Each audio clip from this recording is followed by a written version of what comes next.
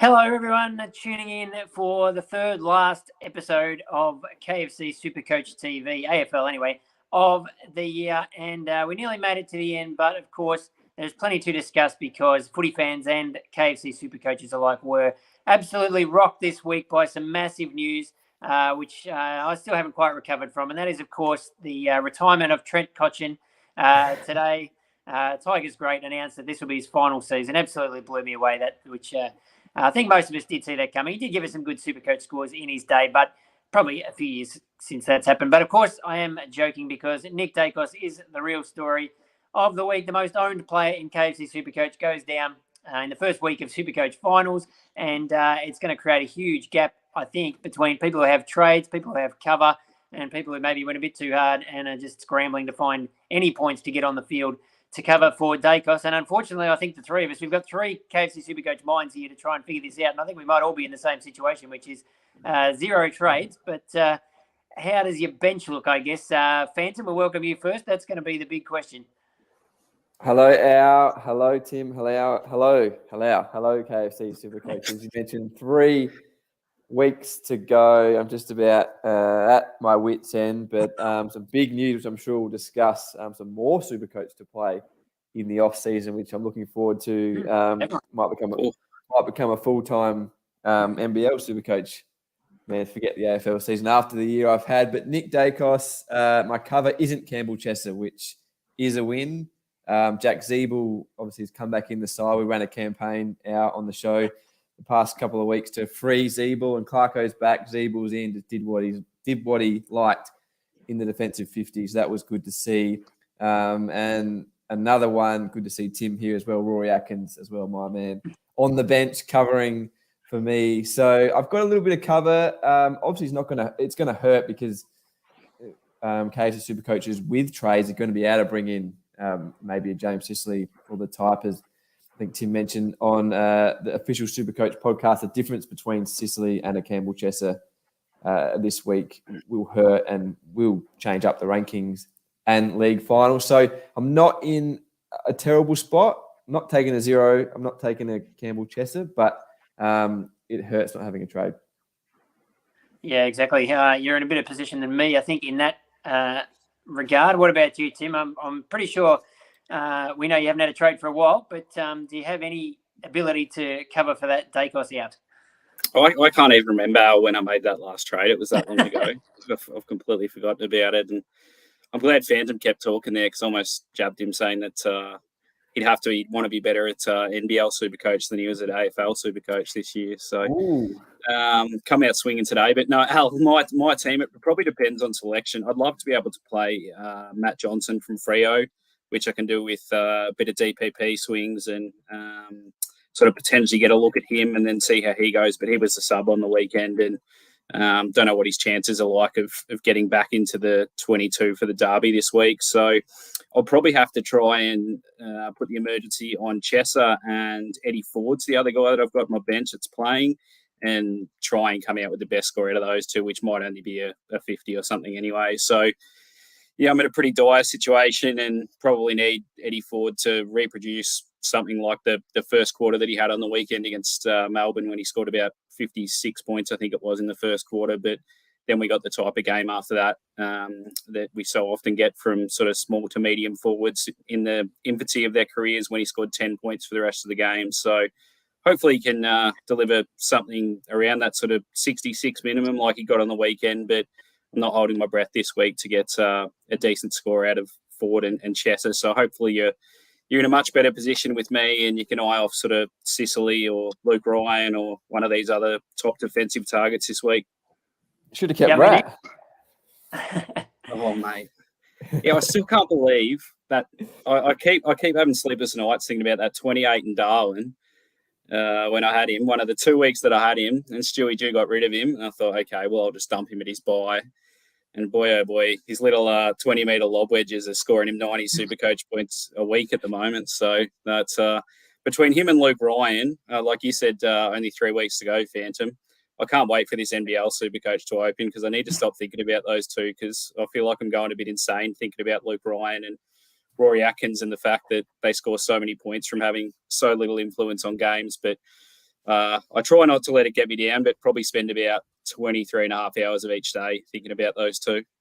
Yeah, you're in the group chat for a lot of that. So I think one thing that it just made me think of too is in terms of cover for Daicos, even for those of us with zero trades, which if you look at the top 10% of coaches, nearly half have got no trades left. So if you don't have a trade, you're certainly not alone. You've got three of us right here. But even quality of cover, there's a huge gap there, because if you can bring on an Atkins, or maybe you've got a Himmelberg or a Zeeble sitting on your bench, that's much better than a Campbell Chesser or a Sam Banks type. And then even DPPs make a big difference. Like I've got Windhager on my bench in the midfield, and in theory I could move Daicos into the mids and sort of bring him on, but then that'd really expose my back line. I'd have to be playing a Chester or something on the field, so it just doesn't quite work. So if you can manipulate your DPPs to use bench cover somewhere else, that could also be helpful. And then even the order of games, because I do have the opportunity in theory to loophole Chester and Sam Banks and try and get the best score out of those two guys. But unfortunately, they both play sort of later in the round after Charlie Constable, who's actually playing fairly early this week in the 2-10 game on Saturday. So I can't even do that. So that's assuming they both stay in the team. Banks was dropped last week and then he came back in as a late in and scored okay, 59. So, I mean, if he did that again, I'd probably take it. That's about all you can hope for, really. So, yeah, it's just going to be, but at least, some points are better than none. So I guess that's something I have to take out of it. But, I mean, Phantom, to answer Wayne's question here, you're a Zeeble owner. How do you feel about him? I mean, potentially, could you even trade him in? He's very cheap after being used as all the in the sub role in and out for quite a few weeks by Brett Ratton. And we know what he can do if he gets freed up in defence. As you say, Clarko's back. He's nearing retirement, so he's really got, he can just enjoy these last 2 or 3 games. Could you actually bring him in? And for people who are lucky enough to have more than one trade, that would leave plenty in the bank to go and get someone else really good. Yep, 225K. That would leave you the Daicos to Jack Zeeble move. And if you can, as you said, if you've got one up your sleeve, you could do some damage with that. And it could, they're the sort of moves you might need to make to win a KFC SuperCoach final if you are the underdog or your matchup's looking a little difficult to win, because Wayne says here golden run, and hopefully he does get it. There's not a lot that North could gain out of playing someone else over him, I wouldn't have thought, in the final 3 rounds. We saw him settle back into that role last week. We know how good it is for KFC SuperCoach. So, of course, there's still some risk attached to going down to him. But, again, if that 225K allows you to get up to James Sicily or the like from somewhere else, they're the types of moves that, are going to push you up the rankings in this last stretch to the final round, and then to make a prelim or to make a grand final in your league. So there's a bit of risk. You can't go into it thinking it's definitely going to work out, but I like the move. It's aggressive, and if you can get to Sicily, as I said, or another top end midfielder, if you're struggling a little bit through the middle part of midfield, I'd do it.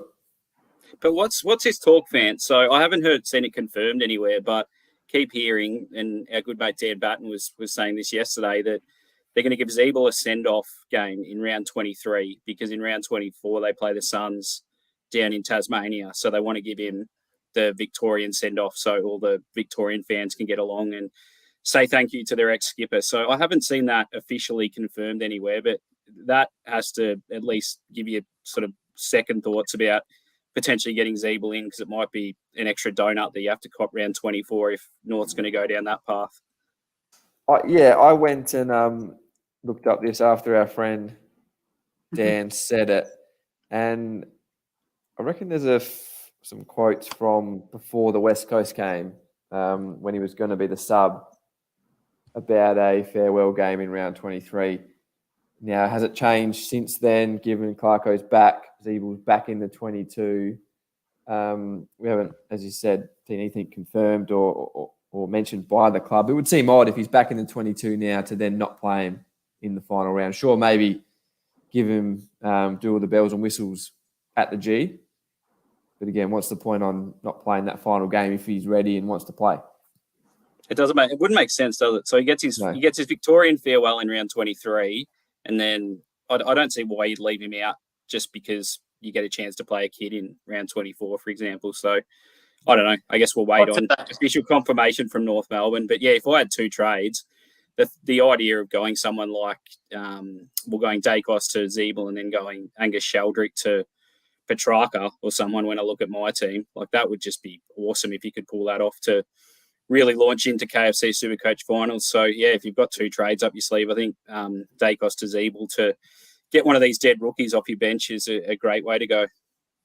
Yeah, plenty of North fans in Tassie as well. So hopefully they turn out for Jack for his last game. One of the all-time KFC SuperCoach greats is certainly in that role in defence. But I mean, we've talked a fair bit about James Sicily. If you can get the money, and it's I think a $90,000 gap now from Daicos, but is he the guy you just have to snap up? I mean, the scoring the last few weeks has been unbelievable. But Fantasy Freako, interestingly, has raised a little bit of a concern about whether other teams try and play someone negative on him. We've seen that work with your mate Eddie Ford a few weeks ago, and even Cooper Sharman against the Saints sort of kept him to just around the ton. And given how unbelievable he was against Collingwood, surely other teams are going to be thinking about it. So who have the Hawks got this week? They play the Bulldogs. Who's going to play on him? The Bulldogs won't. The Bulldogs have never tagged, have they? I can't. Yeah. Freako flagged Jake Melksham against the D's next week, though. And then I think he said Jay Schultz could do it against Freo in the final round. But Jay Schultz? Making a comeback. Not Jay Schultz. Lucky Schultz. Bring Jay out of retirement. Yeah, it's... I can't see either of those working, if we're being brutally honest. Yeah, I think if you can get there, I'd do it. You could argue that anyone you sort of consider in form could cop some attention. And as Tim mentioned there, not everyone has a player capable of doing that sort of role in the opposition's defence as well. A bit easier when you're talking about a red-hot midfielder. But James just a different beast altogether. Yeah, and he still scored 102 as well against St Kilda, which wasn't ideal. Like we were all expecting a 160, 170 like earlier in the year. But even though Cooper Sharman, and there were different periods where like two or three blokes were going up in marking contests against him to try and stop that aerial prowess that James Sicily's got, he still came out with 102 out of that game. So I do think if you've only got one trade left and you've got 90 to 100K sitting there in the bank, Daicos to Sicily's a no-brainer. But yeah, we already touched on Jack Zeeble, and I love that idea. But even more than that, Al, because we're at that period of the season now where you've just got to target the best possible matchups. And I think if you've got some dual position sort of players in your team that you can swing around, or you can use the optimizer button to try and swing some guys between positions. If you can get to Luke Jackson, sorry, I've got that. There's Luke Ryan on the mind.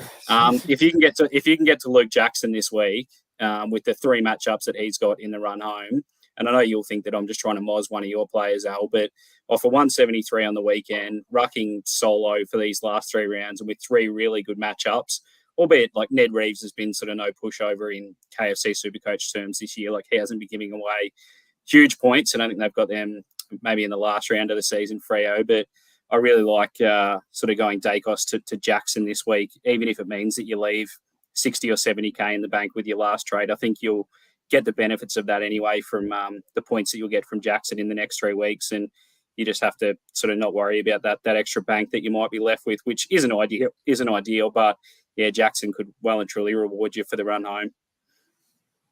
Yeah, the two matches that you're referring to are West Coast this week and then Port Adelaide next week with Dante Visentini leading the ruck. Yep. Yeah. He was all right last week, old Dante. But he beat Reece Stanley, at least in the second half. I thought, and Reece Stanley's been a bit of a ruck killer in KFC SuperCoach. So I thought Dante was quite good, but at the same time, can you imagine like a mobile ruckman like Luke Jackson going up against him in his 5th or 6th game at AFL footy? I think Luke Jackson will have 25 and 30 hit-outs in that game. So I don't know, maybe it's one of those ones like quite often in KFC SuperCoach when something is so obvious, it goes wrong because you just think, no, there's no way that this could possibly blow up in my face. But yeah, I just think Luke Jackson, like I said it on the podcast this week, I would not be surprised at all if he's the number 1 point scorer in the last 3 rounds of the season just because his matchups are that good. Yep, no, I like it. What about my man, though? Going back a couple of years now, but Nick Newman Plays for Tim's Blues, 124.3 round average, up to 543K now. We know how good he is offensively at his best, how good his KFC SuperCoach ceiling is, and he's shown that over the past couple of weeks, 137, 144. Tim, as a Blues fan, do you like him as a Daicos trade? A little bit easier for KFC SuperCoaches, make, I think, about 20 grand on the move. A pretty big pod as well, only in 1% of teams as it stands for Nick Newman, and 98 points for the year. So he's put up some decent numbers. Yeah, definitely fan. He was brilliant on the weekend too against St Kilda, like one of Carlton's best in that comeback win, and taking a lot of kick-outs and doing a lot of intercepting as well, which is what we love to see in KFC SuperCoach. So at the moment, the Daicos to Nick Newman trades are second only to James Sicily, 3,300 or so Sicily trades, and then about 2,600 Nick Newman trades. So people definitely cottoning on to a player that's been in really good form.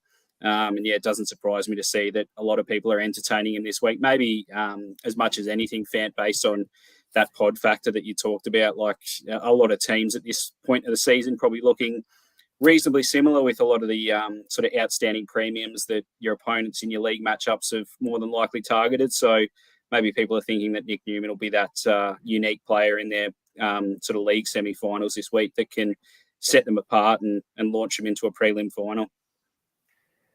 A lot of KFC SuperCoaches in the same boat to us, looking forward to next year, of course, after NBL SuperCoach, which I'm sure you'll tell us about in a second. But Jono's got a question about the players we look to select on each line next year. Obviously, question without notice might be a bit hard to run through each line, but anyone stand out to either of you who you're going to lock in now? This time last year was when I was ranting on about Errol Goulden, and that's obviously turned out well. Obviously, we do get a few wrong in that space, but Errol was my man at this stage last year. Who's standing out for you guys?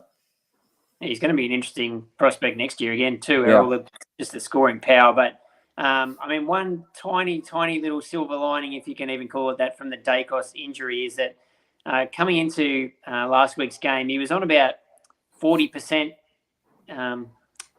defence time, I think, and the rest in the midfield, and was sort of tracking the wrong way in terms of by the end of the season, he might have ended up being a mid-only for KFC SuperCoach next year, but obviously he's not going to play anymore, so that means he will be a DPP next year. So I think he's going to be the first picked in defence pretty much by just about everybody, given what we know he can do.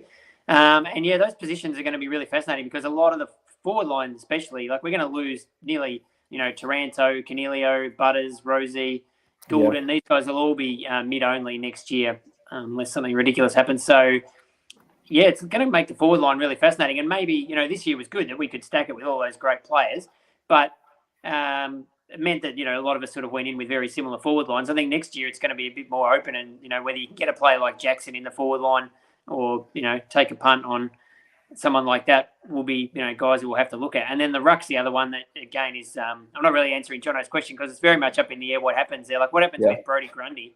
If he moves clubs, then Max Gawn's a solo ruck again. Then Grundy's potentially a solo ruck wherever he might end up. Does Sean Darcy potentially leave Freo and go somewhere else? So, and then, what if Goldstein retires, which I suspect he probably will? Then you've got Tristan Cherry will be a solo ruck. So I think, and then, how can you ignore, Tim English after a year like this? So, there's going to be a lot of options in the ruck as well. So it's going to be a really interesting offseason. I don't know if that really answers the question, but have you got anyone in mind, Tim, that you're just looking forward to starting next year? Yeah, just sort of scanning through the players here, Al, that haven't played a lot of games this year and likely through injuries are going to be discounted next year on their prices. And a couple jump out at me, so feels like we're going back to last year. But Josh Jibkus hasn't played a game all year for Richmond and looked really good as sort of a KFC SuperCoach rookie last year.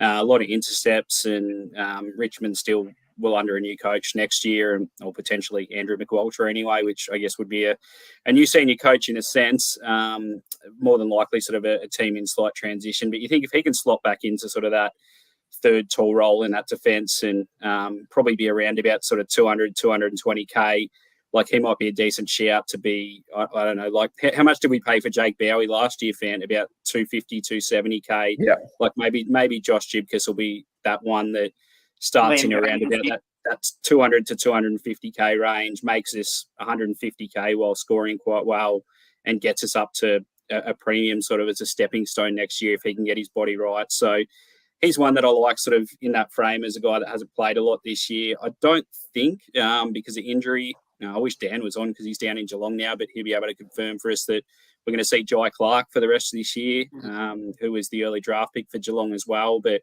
I expect that we'll see a fair bit of him next year, depending on what the Cats do in trade and free agency. And he was 175K this year and he's only played one game. So if we can potentially get him at a discount next year, he might be one that we look to start as sort of that M7, M8 option as well. But you guys will know as well. And I think I started him instead of Bowie last year and then ended up sort of flip-flopping between the two of them. But I'm a massive fan of Heath Chapman. I'm going to try and avoid Dockers because they just give me pain most of the time in KFC SuperCoach, as I endured with Hayden Young early this year. But Heath Chapman at around about sort of early 300s. He's only played 3 games this year. 396K he's finished at. And I assume we're going to get a reasonable discount on his average of 64 for this year as well. So I think those are 3 guys that are going to be underpriced to start next year and 3 that I'll be keeping a close eye on in pre-season as well. Yep, Heath Chapman, a good shout. Angus Sheldrick, who we've spoken about a little bit, the young Swan who made an impact 21st, came on the scene, finished with an average of 60 KFC SuperCoach points given his early sub games, played 7 for the year, going to be a mid-forward next year. So we're going to need some of those types, probably you'd think, if we're going to spend up big elsewhere, given maybe the dearth of real obvious top liners in the forward line. So I'll be keeping an eye on him over the preseason. I guess I can see the article now that we're going to write. We mention it every year about, we can't forget these players just because they lost DPP. There's going to be a whole stack of them next year that become midfielders only, but doesn't mean we need to overlook your Zach Butters, your Errol Gouldens, your young stars who we know have got ceilings as high as anyone.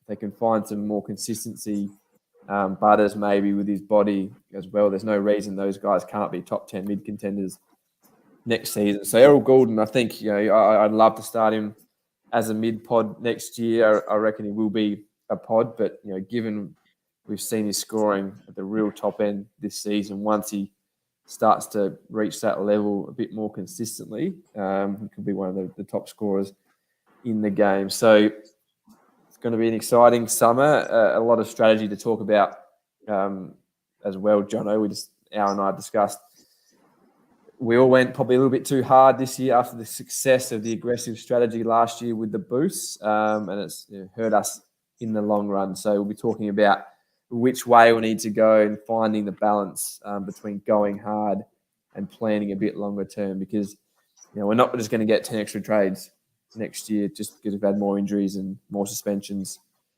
in 2023. So interesting summer awaits Al. But what's happening, Al, before the summer of footy? Well, you got KFC SuperCoach BBL, obviously, which will be massive. I thought he wasn't going to mention it. I've completely forgotten that we play in the Big Bash as well. Well, that has taken a little bit of a backseat just at the moment because there was a big announcement yesterday, if anyone missed that SuperCoach NBL is here for the first time. SuperCoach will be the official fantasy game of the NBL, which the platform will open in a couple of weeks, and then the first game is at the end of September, I believe, just around AFL Grand Final time. But it'll be really exciting to get involved in a whole new sport for SuperCoach. And be picking some guys that I'm not super familiar with at the moment, I have to say, but I need to get studying and learn who's playing in the NBL this year. But I know we've got Matt Logan. Mick Randall's an absolute massive SuperCoach nut and loves his NBL, obviously. So he'll be the go-to man for all the expert advice. And, of course, Josh Giddey is on board as sort of ambassador for the game. So, plenty happening there. And it's pretty exciting news in the wider world of SuperCoach. Chris Goulding's one, isn't he? Errol Dellavedova. Errol Goulding. There we go. There's my team. There's our team name, Phantom. So there's one to get us going. Errol Goulding is Phil Smythe, is he still going around? Yeah, Oh, there we go. There we go. This official I'm fantasy heading that. game. I'm heading that way, Al. I reckon if I lose any more hair, I'll end up with a Phil Smythe sort of comb over job going. My forehead's big enough as it is at the moment. But I was. Hopefully, we'll see. Maybe we can get Phil on one of our shows or something, building up to that'd be great. SuperCoach NBL season. That'd be epic. But I find what Phantom just said before really interesting. I know that.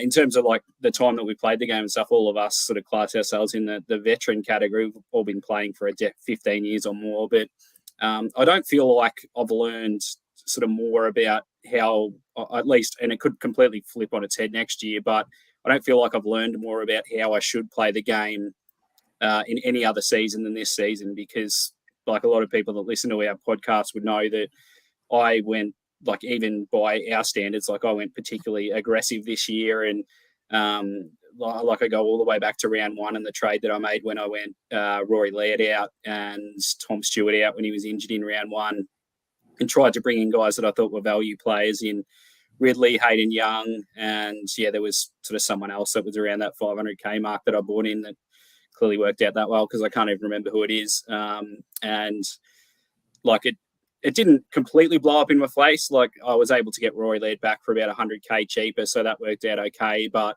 I ended up burning 4 trades, I think, to get Hayden Young in and out, Jordan Ridley in and out.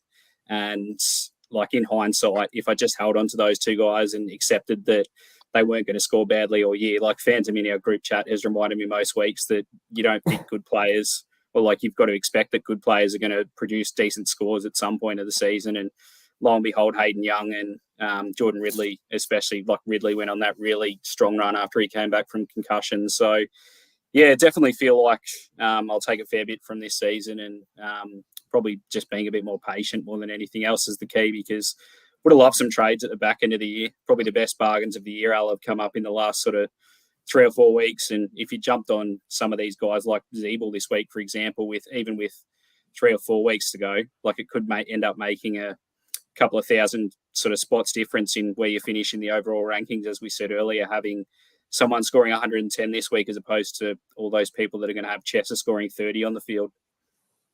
Yeah, there'll be plenty of interesting discussion over the summer. I think, maybe last year we went too hard, and then this year it has been particularly tough with injuries and suspensions and all kinds of things. And it's probably trying to find the right balance somewhere in the middle, because you do want to try and get on the, spot players early and not wait too long, but then you don't want to get caught out at the other end. So, we'll see plenty of that sort of stuff to talk about over the preseason. And you talk about guys with injuries. We'll have to go and do a lot more research on this sort of stuff. But you mentioned the Cats. I mean, Cam Guthrie's someone who's barely played all year. She'll get a decent discount on his price. We know he can be a good scorer in his day. And when last couple of years, it's turned out the bargain key forwards have been actually turned out the good picks, like an Oscar Allen this year, Charlie Curnow, Joe Danaher, these sort of guys. So I'll be interested to see Tom Lynch's price next year if he does come back and gets that foot right, which, I mean, just fingers crossed, because it's, he's had multiple setbacks all year. So the Tigers definitely need him. He's not going to be as cheap as those guys, I don't think, because he started the year sort of fairly highly priced. But, it's a bit of a roller coaster. We know they can deliver some poor scores. Even Ben King this year turned out that he actually made quite a bit of cash. All you need is a 2 or 3 games where you can kick a few goals. So there'll be some interesting names to look into next year. But we better get into some captain talk, because we've been going long enough, and it's actually obviously given limited other options with trades, etc. It's a big decision to make, and this week I think could be particularly interesting. We talked about some different matchups that are going to affect people, but where let me get this correct. It's Friday night, the footy is on, and your KFC Friday night feast is on its way. Score free delivery on your Friday night footy feast every Friday when ordering through the KFC app or kfc.com.au. It's game on. Last week I was telling Phantom that I was going around to my mum's place with the bucket of KFC to watch the Tigers play the Bulldogs, and that did not go well. Now, this week I've figured out, I've only sort of realised this late, that I've put myself in another tricky situation where I'm actually going on an overnight camping trip. So I might have to just stuff some KFC in my backpack, but I'm not sure how much internet I'm going to have. So I don't want to be playing too many fancy tricks with loopholes and things that can just get me into trouble, as I managed to do last week anyway, without any excuses. So who should I be looking at this week as VC and C, and maybe just try and keep it simple for me? Why don't Well, you just do what Lekdog? Why don't you just do what Lekdog did and just trek from the wilderness? It looked like he trekked a couple of k's from wherever he was camping last weekend, got himself one bar of reception, and managed to do his captaincy loophole. So maybe you could try that, Al. I can attempt. I can tell you, Al, that KFC original recipe chicken is pretty good reheated as well. I'm not sure maybe what your reheating options are overnight camping, but you can eat it the next morning. I'll be, as we know, every week, I'll be diving in on Friday night. The KFCs get me through sometimes on Friday and Saturday nights because I'm sometimes turning off the footy, given my KFC SuperCoach team when it's not going my way. No Nick Daicos this Friday night. Tom Stewart might save me, but otherwise, turn the TV off and just dive into the bucket. Gets me through. For me, though, Saturday afternoon, VC, we know high ceilings, LDU against the Bombers at Marvel Stadium is a good shout. Of course, Zach Merritt owners, I think. No reason you probably can't go back to him as well as VC on Saturday afternoon. I don't mind Zach Butters or Connor Rosie against the Giants in the final game of the round at Adelaide Oval. The Giants are going well. They do play Adelaide Oval very well too. They've had a lot of success over here recently. But Butters was huge last week. So was Connor Rose. You almost got the power over the line down there at Geelong, backs against the wall stuff. So Power want to win. It's 4 in a row. They wouldn't want to make it 5 in a row. So I don't mind an LDU into Butters. It's a little bit different. Lockie Neal plays against the Crows at the Gabba on Saturday afternoon. But given what we've seen, given how much the Crows need to win that game, surely Ben Keys or someone spends some time on Lockie Neal. Yeah. We know he doesn't react well sometimes to that.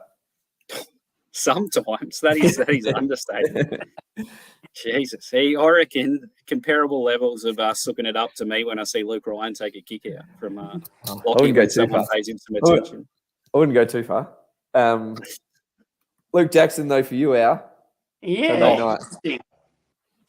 If Bailey Williams had got suspended, that would have been just lighting up. But even so, it's still a pretty good matchup. So, yeah, don't mind that as a backup. I think I'll probably carry Zach Merritt, the VC, against the Kangaroos. I mean, the other game that's going to be super interesting, Tim, is Hawthorn and the Bulldogs. What does Finn McGuinness do? When these teams met in round 7, I think, and he didn't play in that game, and Connor Nash played on the Bont, who still scored about 120. Libba didn't play in that game either. So who does Finn McGuinness go to, do you reckon, this time around? He's got to go to Bont, doesn't he? The more I think about it and how quickly Bont could take that game away from the Hawks, I don't think too many people suspect that the Hawks will beat the Bulldogs, certainly if the Bulldogs turn up. But like Finn, I know that Finn McGuinness has played on sort of more outside players, and potentially like a name that you threw up on the podcast this week, Al, was someone like Bailey Dale, maybe, that he might go to and try and limit his impact coming out of defence. But like we saw the damage that Marcus Bontempelli did against the Tigers, like almost single-handedly took that game away from Richmond and in that third quarter and gave them no chance of winning the game. So I think that they have to at least try it. And it wouldn't surprise me. Let's say Finn McGuinness starts outside the centre square and they try and shut down Dale, for example, but Marcus Bontempelli has 10 in the first quarter. I think Sam Mitchell at some point is going to pull the trigger and try and get Finn McGuinness onto him. I know that people will say that the matchup doesn't necessarily suit, but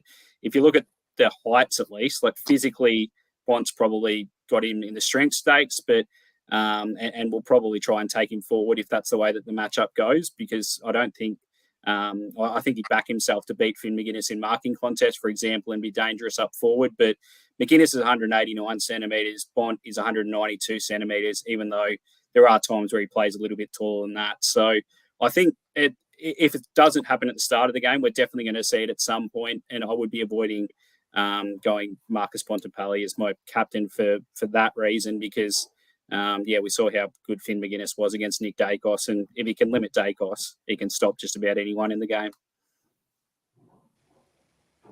Yeah, I think that's enough just to scare me off that game. And the other thing that before we leave that scared me a little bit was good old Adam Kingsley keeping the tradition going at GWS of messing with our minds of KFC SuperCoach. Just floating the idea that Kieran Briggs is, he's only a young guy and he's had a pretty, Tard being the number one ruckman, and maybe he could just give him a bit of a rest, or maybe bring in a Matt Flynn or even a Braden Preuss. He said Preuss, didn't he? A bit of a chop out for the rest of the year. I mean, surely, can Braden Preuss come from the clouds and ruin my Supercoach season? Can he ruin 2 years in a row? That would just be amazing, wouldn't it? Becoming one of those guys that just ruin seasons. And he took out Tim English, didn't he, as well last year too? So he finds a way, doesn't he, Preuss, to just to conspire against us. He does, ruins a lot of things. But, Tim, we wouldn't, as a non-Kieran Briggs owners, go Braden Preuss. Oh, I'm hoping he comes in too. Can I just throw up, Al? I did a little bit of research, believe it or not, before, and I know that I have been, pretty down about sort of Luke Ryan and his scoring. But I think if you want a point of difference captaincy option this week and you own Luke Ryan, and I know about 1,100 players have also traded Nick Daicos to him this week, but I really like him as a captaincy option. Hayden Young's now playing further up the field, going to be playing in midfield, it looks like, for the last 3 weeks. So that means Luke Ryan's got that defensive 50 to himself, going to be taking all the kick-outs, which we know just because of the way that he plays on from every kick-out, either bombs at 60, which is an effective kick, or likes to sort of hit that short target and gets his disposal efficiency up based on that. But it's sort of how the Eagles have been giving up big numbers to defenders in that Luke Ryan ilk that sort of really piques my interest in him as a captaincy option this week. So against the Bombers last week, Nick Hines scored 137, Mason Redmond 123, Brandon Zerk-Thatcher scored 113, and Dyson Heppel 102. So there's 4 defenders from Essendon that went 100 plus on the weekend. And that's a trend that has been the case for just about the last sort of 5 or 6 weeks now for West Coast. You go back to the North Melbourne game, Aiden Core 124, Harry Sheezer 114, Ben McKay, who we don't really associate as being a huge KFC Supercoach scorer, scored 89 in that game. Jacob Wiedering 103 when West Coast played Carlton a few weeks ago. Dan Rioli scored 129 and Noah Bolter 106. The Brisbane Lions game, when they lost by about 80 points, was a fair bit different because West Coast didn't have a lot of ball in their forward line, so that limited the opportunities there for the Brisbane defence. But the St Kilda game before that, Dougal Howard, who hasn't really done much this year from a KFC Supercoach perspective, scored 116, and Jack Siebel also scored 116 in that game as well. So I think it's a pretty strong case that Luke Ryan's going to go really well this week in the derby, and I'd be tempted to put the captaincy on him if someone like Zach Merritt doesn't pay off earlier on Saturday. Yeah, Jono's just thrown in a late comment here too. We talked about the Bulldogs game and how we maybe steer clear of it because of that tagging factor. But in round 7, the highest scoring player in that game was James Sicily. So as we said, can't really see anybody at the Dogs who could tag him. And in fact, in that game, James Blank did not play. So Sicily... Frosty's back this week as well, isn't he? I think Frost will come back in. So yeah, so that frees up Sicily to do even more of his intercepting and all that stuff that we know he's so good at. So he's definitely one to keep in mind as well. But we better wrap things up there. Get on to supercoachnbl.com.au, I think the site is. We've got it all over our socials, and you can pre-register so that when the game opens, there you go, you'll be the first to find out about it. And, of course, we've got our live event on August the 18th if you're in Melbourne, Friday night before the Collingwood-Brisbane game. Come down to the pub at Crown. The details of that are all over our socials as well. But, hearing a lot of our favourite names and friends in KFC Supercoach are going to be there, so it should be a really fun night. We can all reflect on what we got right and wrong this year. But are we going to finish on this? I don't know, Tim. If you're no, we're not going to finish on this, Jono. I'll do you a deal, Jono. I'll do you a deal. If he scores 120 again this week, he's averaging, what is he going? 117 plus in 6 of his last 7. If Errol scores 120 plus against the Suns this week, I'll jump on and sing a bit of Australian crawl for you next week. Well, that could be on, I reckon. All right, we better wrap things up there. Thanks, everybody, for jumping on. Good luck with your teams this week. Good luck without Nick Daicos for the last 3 weeks. Hopefully he's back and fit and firing in the preseason and we can all pick him next year. But we've still got 3 weeks to go. Good luck in your finals, and we'll catch you all again very soon. Go Campbell Chesser.